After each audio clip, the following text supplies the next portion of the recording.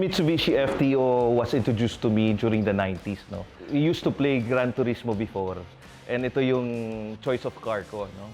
And then it came to reality when my friends asked me, I'm selling my old car before, and my friends asked me if he can swap this FTO. So without second thinking, no, I said yes. I'm Michael Basalio. I'm the owner of 1996 Mitsubishi FTO. Basically, when you see FTO na bear, no, medyo hindi siya ganun ka-attractive, no. So what I did is to look at different style and model sa internet, no.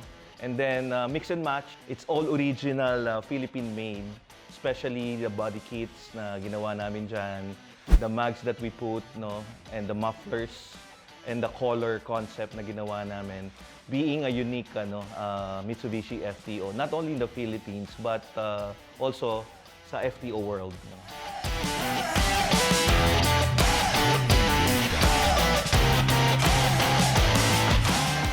The specific failure is yung tapos na ginawa namin. So when we try to test run sa labas, sumasayad yung ilalim, no.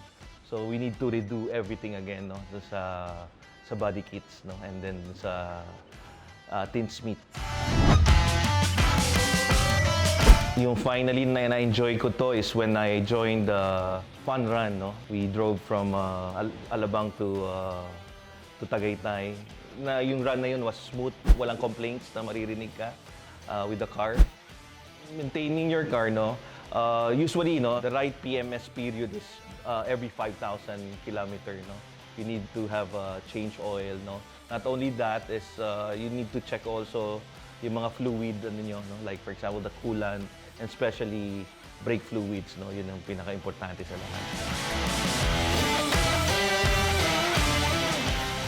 Tips that I can give sa mga enthusiasts that magpa-project car is one, you need to be ready, no, in terms of yung long-term journey to build up the car.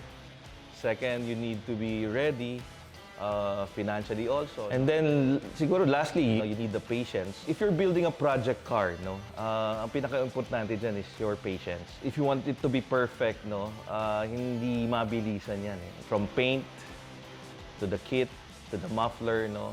So lahat yan, pinag-iisipan mo muna, no, before you fit it. So that's why it took me 1 year, no, to finish this project.